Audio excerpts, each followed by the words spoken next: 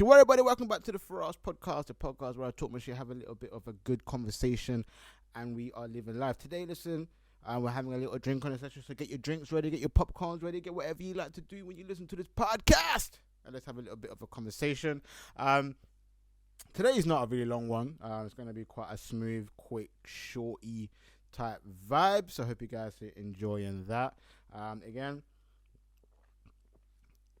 you know my intakes and having a bit of sip, so I've got to have a little bit of drink, get a bit juicy in this early morning podcast. I do film some of my podcasts quite early in the morning, to be honest. So yeah, hope you guys have been enjoying the show so far. And yeah, let's get straight into it. Now, we're going to start with American gun laws problems.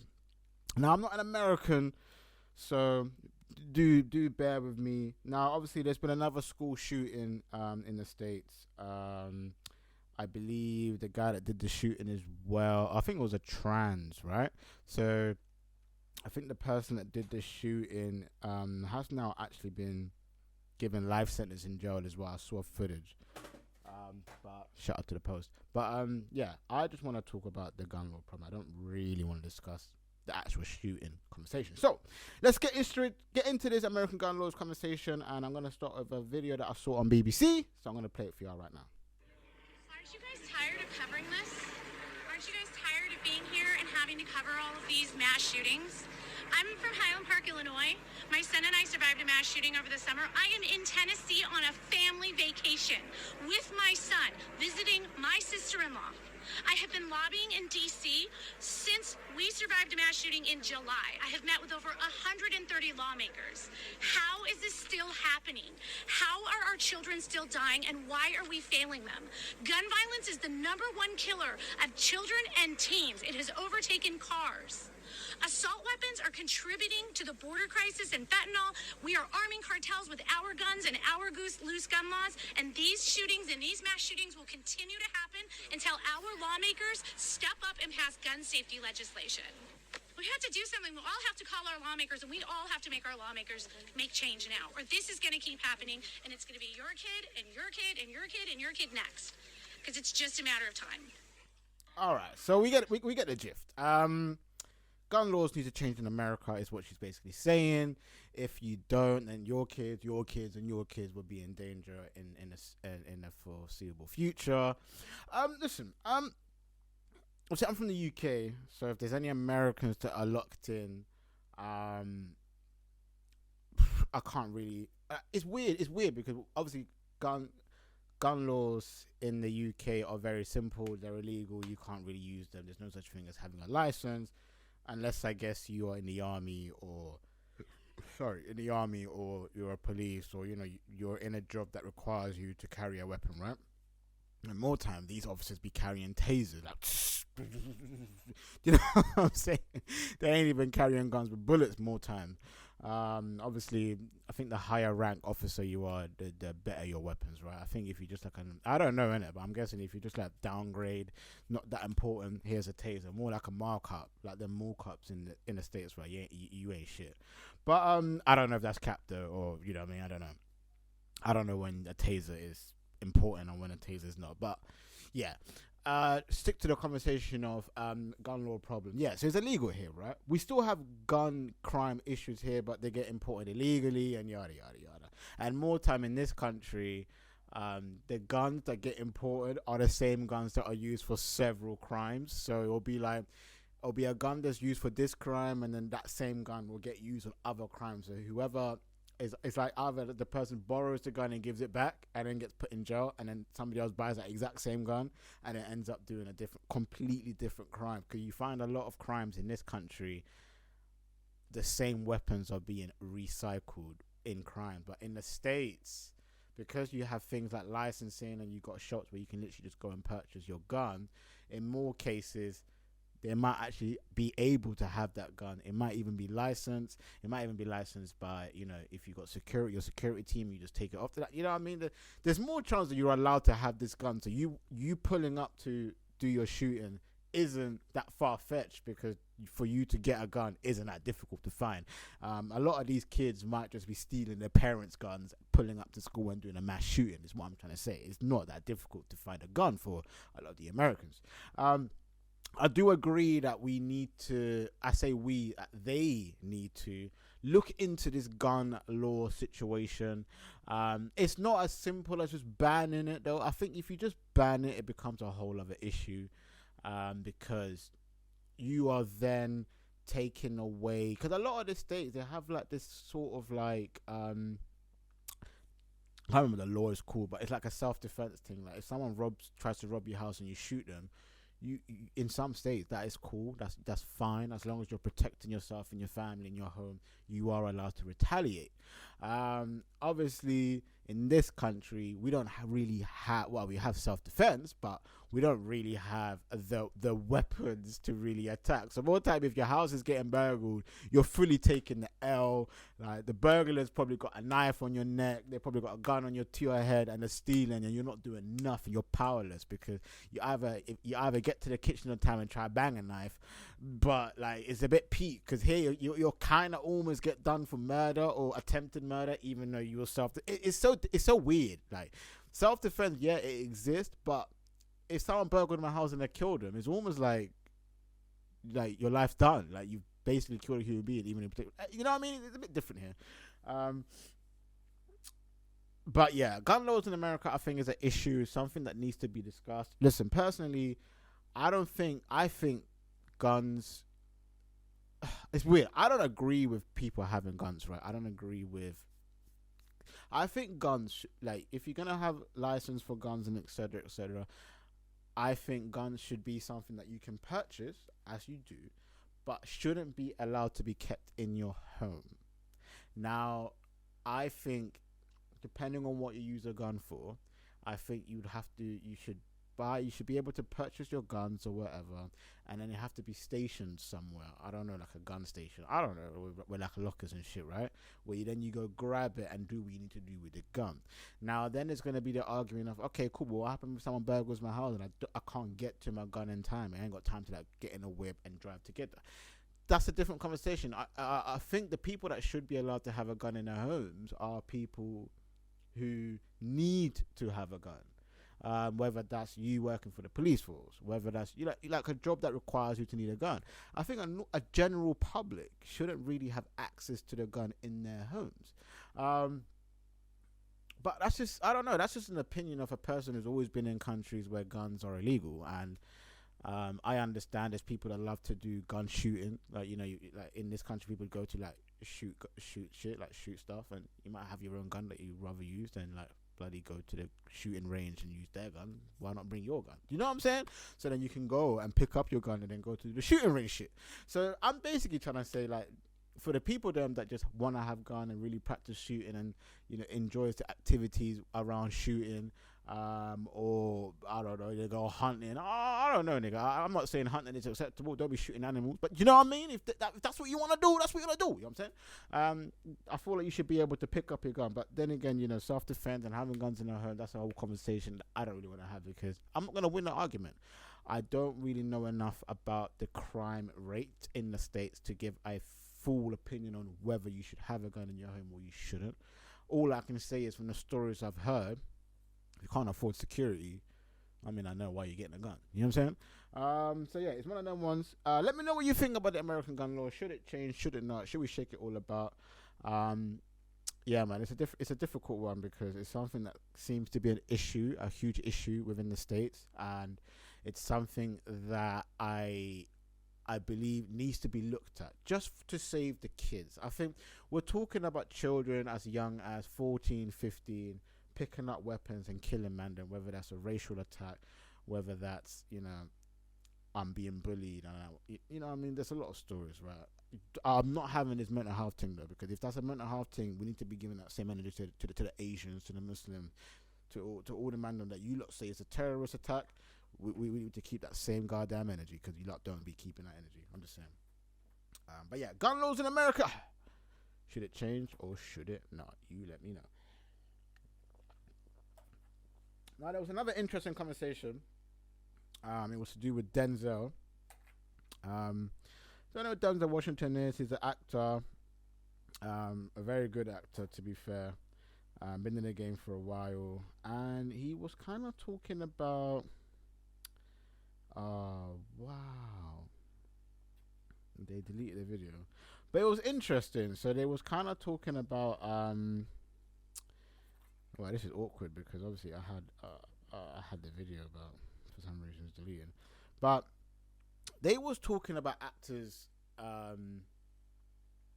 Basically, Denzel was talking about actors and like, well, you know when you're promoting a movie, right? So they were basically saying Dwayne Johnson is. Well, they wasn't saying it, but there was a conversation surrounding Dwayne Johnson, and a lot of people think Dwayne Johnson is too out there, too in your face, all about me, me, me, me, me. Come here, come here, come here. Get me a like, all that kind of stuff. By the way, if you hear a cat in the background, it's playing, it's having a great time. And Denzel was basically saying,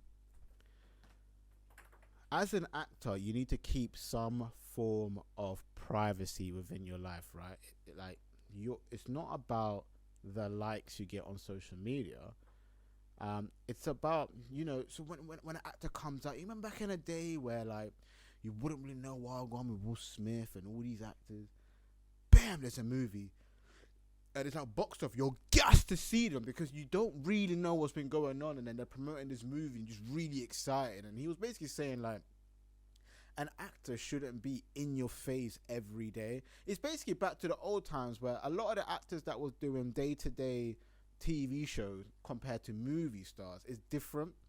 When actors on TV wouldn't really get the same shine as box office actors in movies, right? Because you see the actor every day on, whether you're watching EastEnders or any form of TV show that's weekly.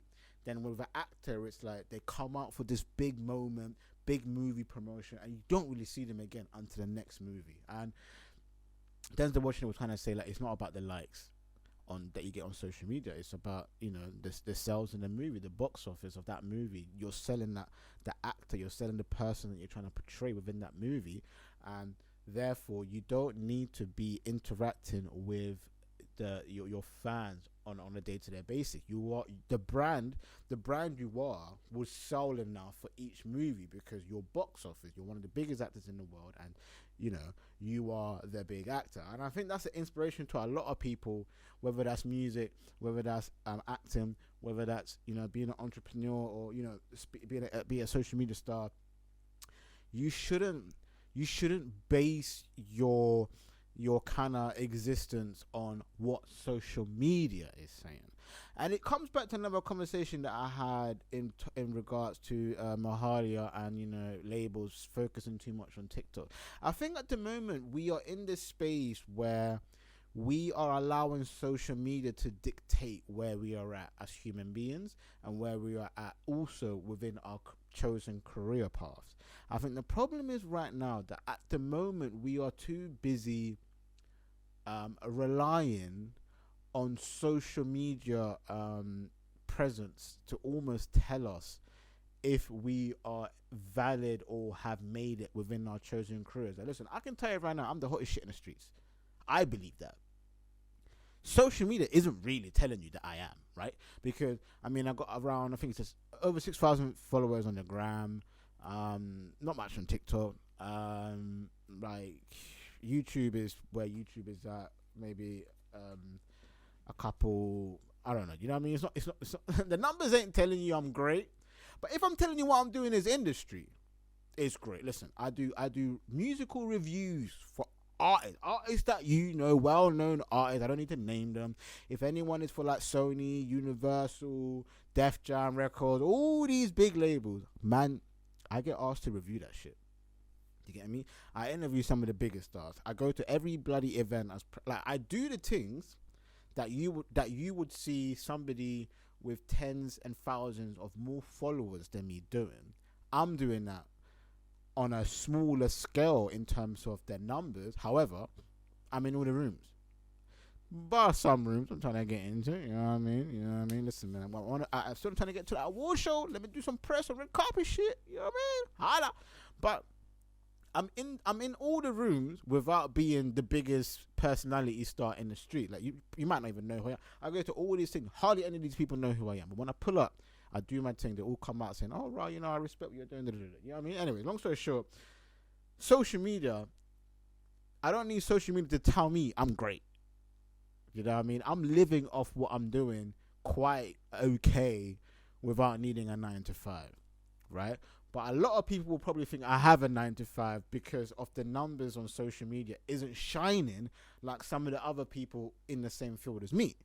So take me as an example, bro. You don't have to be in these big rooms. Sorry, you don't have to have these big following for you to be a success. And I think that's the problem with today. And I think that's what kind of Denzel Washington was saying in terms of like, bro, social media don't tell you if you're hot, you know.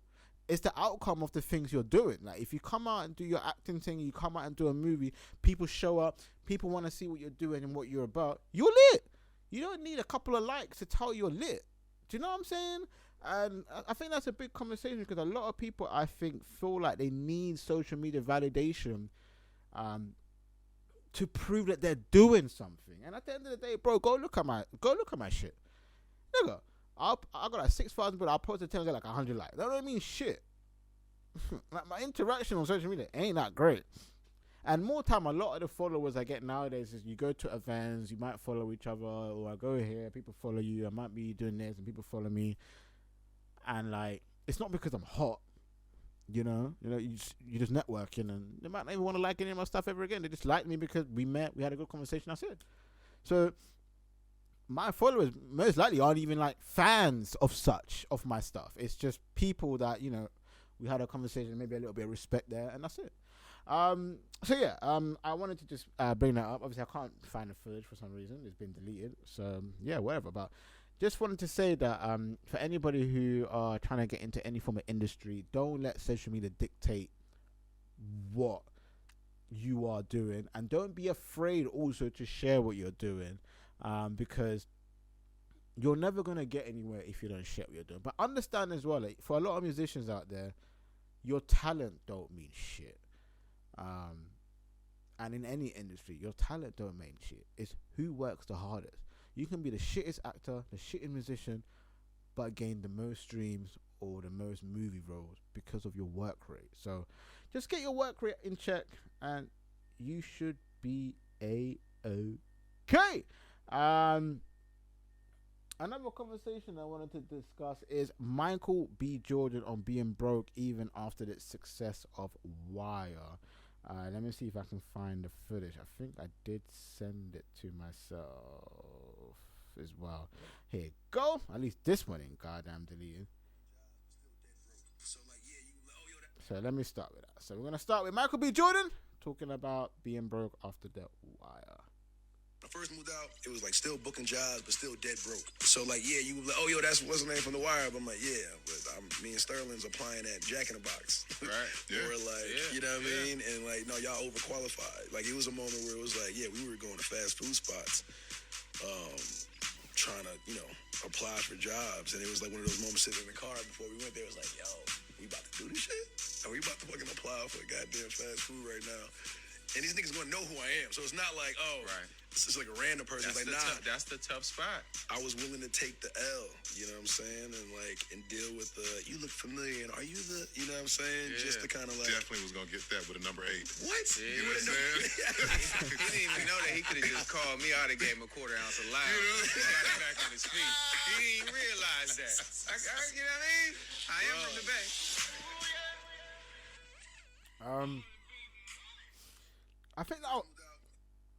I think that's also an interesting thing, right? So a lot of today's conversation is to do with careers and just a little bit of boosting everybody's motivation, hopefully. I think that's a beautiful piece to hear. Like, he did The Wire. Man was thinking about applying for a job at a fast food joint. Man wasn't making the money he was making. He was willing to take the L, or to look like he took the L, because I don't think that's an L. I think we live in a world where we all need to make money.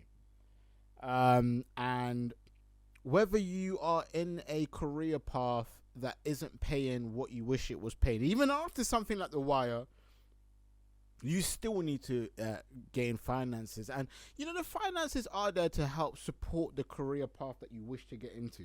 Now, I know a girl that used to, and it's interesting, right? Because a lot of people be like, oh, yo, She's buff, red hair.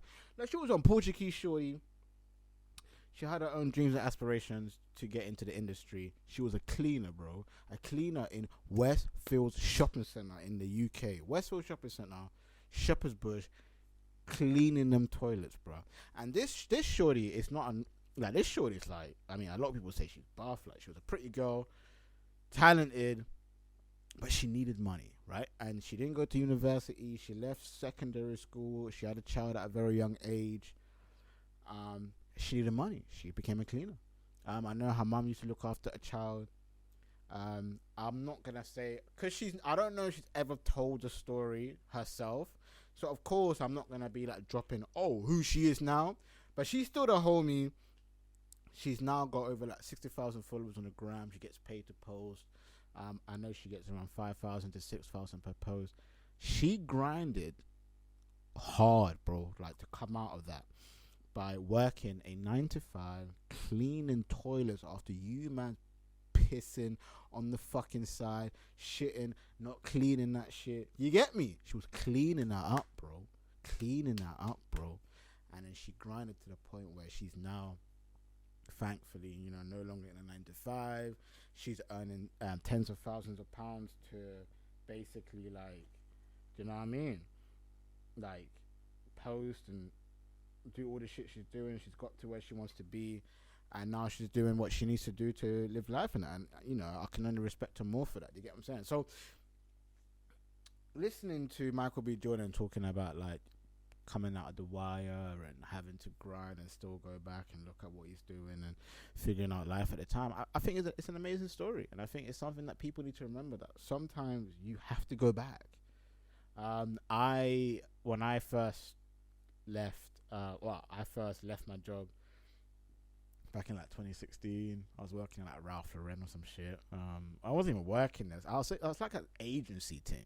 So like I was basically a freelance sales assistant who basically would work for a company, and the company would send me to various different stores. That could be Nike store, Adidas store, Ralph Lauren store, any store really that needed like cover.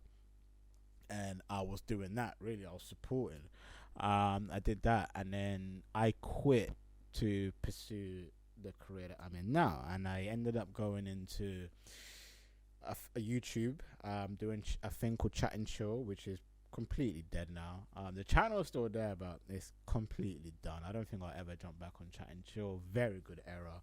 And I was doing daily videos, day by day, every single fucking day. I was putting out news stories, like 5, 6, 7 videos a day, religiously. I think I only really took Sunday off, so probably like 6 days a week with 1 day off. Drop a video. My mum used to hate it. My siblings used to hate it, like, because I would need the room, innit? And I was waking up 4 in the morning, going online, seeing what's new, what's hot, what's the new papers drop, what's trending from last night, what's trending right now, blah blah blah blah blah. And then I would film up until 7 a.m. and have everything out by like 9, 10 a.m. So I was quick. So like basically a newspaper would come out at like into the public by like 6, 7 a.m. right? Well, you would buy the paper around 6, 7 a.m. Imagine 2 hours after that, videos are all out of all the top stories. Imagine I was on this thing. The grind was real. I was on job seekers as well, so I was earning. So if you know what job seekers is, it's basically people that are out of jobs and the government gives you some money, right? So I was on like, I think it was like £300 a month. I was living off that for like a year, nigga. Like I was broke. And because I was broke, like I'll explain that to your mum as well, that like, look, I'm going into this field, I'm not exactly gonna earn any money for X amount of time, like, because obviously I have to give my mum money per month, and I basically had to tell her like, bro, I can't do this for like the next year.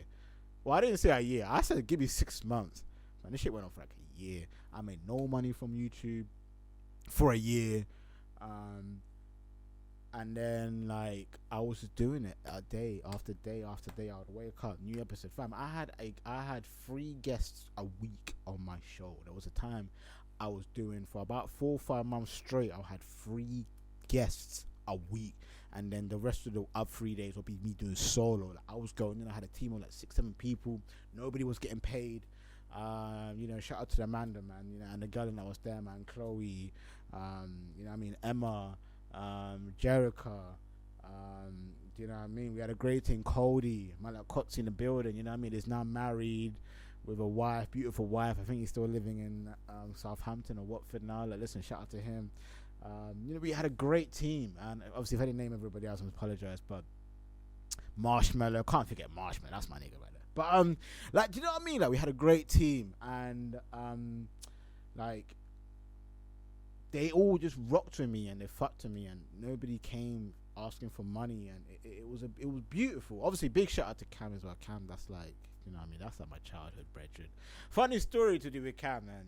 I don't know if she's ever gonna. I'm not gonna tag her or nothing like that, but it's just a funny story. So there was this one shorty called Cam.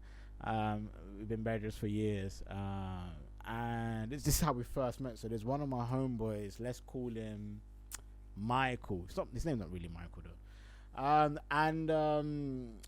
He was like, yeah, bro. I got this one girl. She's got a little New Year's party going on. So he was like, yeah, come true. I'm like, all right, cool, like whatever. So I pull up. There's this house party joint. I'm not gonna give the location, but let's just say the location is Wimbledon. You know what I mean? So I pull up to Wimbledon with my man. We get into the crib, and like every man's chilling. It's cool. Obviously, at this point, I have to let you lot know we're like 15, I think, 16. 15, between 14 and 16, right? This is still like school era, whatever. I've never drank, so I was brought up Muslim, never really had alcohol like that. Man, don't really know how it works, etc., etc. So like, obviously, like there's drinks, and then there's drinks. So when I say that, there's drinks like WKD, like all that soft shit, and then you had like the big boy drinks. Me not understand that. So it's like me, it's a guy called Michael, another nigga called Lanray. You get me? I'm gonna call him Lanray. That's not his real name though. Lanray, and like there's a couple of shorties in the room, right? So obviously my girl, Cam, obviously you're not gonna know who she is. So it's cool. So my girl Cam, like, she has like a couple people them in the crib, and like one of her bedrooms, right? So the funny thing is that everybody's drinking. Like, I'm a pussy. I'm drinking WKD only, nigga. I'm drinking a drink that just looks soft, tastes like juice. It's like 2-3%. Nice. Like, I ain't even feeling that. Like, you know what I'm not even getting waved. Like, I'm cooling, nigga. Every man else was drinking. Like, I think it was like Jack Daniels, or like Jack Daniels was there. There's like Bailey's, whatever. But anyway, this one shorty got a little bit brave, so she goes in the kitchen, started talking about, oh yeah, man trying to make these cocktails. I'm like, nah, nigga. She's like, you want to try some? You don't know about them thing there, you know? You don't know that thing there. And I was like, I ain't even trying to get involved with that shit. I said, all my other brothers like, yeah, like, yeah, let's get crunk. And then my boy Michael, he's like to me, hey, Firahs, bro, come try some of this shit. I'm like, nah, bro, like, I don't really know about alcohol, like, it's not really my thing, like, let me not embarrass myself at this girl's crib. Obviously, it's my first time around this chick as well, so I don't really want her to look at me and be like, oh, that nigga can't handle it. Sip! Nigga, that's the first time I drank. Like, you know what I'm saying? Like, I don't know about alcohol, so man's just thinking, how am I gonna get home? These ain't my ends. I'm not trying to get too lit, right? So, anyways, this girl proceeds. She put bare shit in there, like Bailey's. She put a Jack Daniel. She put a WKD. She put some juice. She was putting hella shit in there. So now, let me just take a sip for the fallen drunk soldier. So now, she's now obviously like finished it. So she's in the kitchen. I then remember pulling up to the kitchen. We all pull up to the kitchen to look at this drink, right? Because she's announcing it. Like, she's fully announcing this thing, you know, like, it's wild. We're all in the kitchen now. She takes a sip. She goes, oh shit, this is amazing. I'm like, I don't know. She's drinking it bare fast as well. She's not even taking 1-2 sips. She's taking sips. So then I'm like, alright, cool, wherever, nigga. So 5 minutes go down. 10 minutes go down. Bro, she's sitting on like a couch. I think she sat on like one of her girl. I can't remember if she sat on a girl or a dude. She's done. Done. Man's rocking, sliding, falling. I remember my nigga Michael then tried a drink and goes, this shit's garbage. I remember my man Landray tried a drink. This shit's garbage. But they're not taking the big boy sip that she took, right? I can't remember if Cam took some, but anyways, she then starts vomiting. My chick's dying, like she's all over the gaff, all over the place, all over the fucking place. She is letting that food and a drink come out of the system quicker than you can say Ghana made it to Ghana, and I don't even know what that means, but bro, it was wild. I was there like, God damn, what happened to you, shorty? And I remember just saying to myself, bro, I'm happy because I don't understand alcohol like that. This was my first time being in a room with men that really drink. I was not a drinker. When you grow up Muslim, like I was very oblivious to alcohol. So, of course, when people are telling me, yo, that this WKD shit, one hit, but it tastes good, I drank like 3-4 of them, and that was it. Like I didn't even drink really. I was just there to catch some vibes, chill with a mandem, and that was me done. You get me? I didn't even come really thinking about, let me move some guys. Like, it wasn't really a thing like that. Like, back in them days, I didn't really have game. I didn't really understand, like, the meaning of moving to chicks and being around girls like that. So I never really had the urge of needing to move girls either. I was too Muslim, bro. Like, what I would do was very out of my character that day, and I was just going along with the mandem. So, anyway, shout out to my man, Landray, Michael, Cam, we all love you. And to that chick, I don't remember your name, but I'll never forget the day I saw you try to vomit right next to me, bro. And I looked at you like, yo, not on my traders. But yeah, funny story, man. But anyway, big shout out to Michael B. Jordan and all of that stuff. But anyway, let's go into another quick story. Paul O'Grady. TV star and comedian Paul O'Grady has died at the age of 67. TV star and comedian Paul O'Grady has died at the age of 67. In a statement, his partner Andre Portasio said the star died unexpectedly but peacefully on Tuesday evening. Known for his drag queen persona, Lily Savage, the presenter was born in Merseyside and hosted several game shows including Blankly Blank in the late 90s. His career spanned over 30 years, during which he hosted The Paul O'Grady Show and Blind Date. He also featured on TV shows such as Doctor Who and Holby City. Legend in the game. You know, it's good to hear that, you know, you died peacefully according to your partner. Like, you know, I just want to say, like, you know, legends like this don't come along very often. I would also say he is a pioneer and a legend for the LGBT community. You know, doing drag and all that stuff could be a taboo in his time. So I would just say, listen, man, shout out to you, shout out for everything you did for the industry and for the culture of whatever you was trying to build at the time. And yeah, Paul O'Grady passes away at age of 67. What do you guys think? Name me your most enjoyable moments of knowing Paul O'Grady. This has been your boy Firahs. This is the Firahs puzzle where I talk about you, have a little bit of fun, have a bit of good conversations. Early morning sessions, we are done. And again, don't leave that spot. I don't know what I'm going to say. But anyways, my big shout out to everybody's been locking in right now. Listen, I'm having a great time doing these podcasts. I got a couple of more guests pulling up very soon. So thank you very much for joining me in the conversation. And yeah, we out.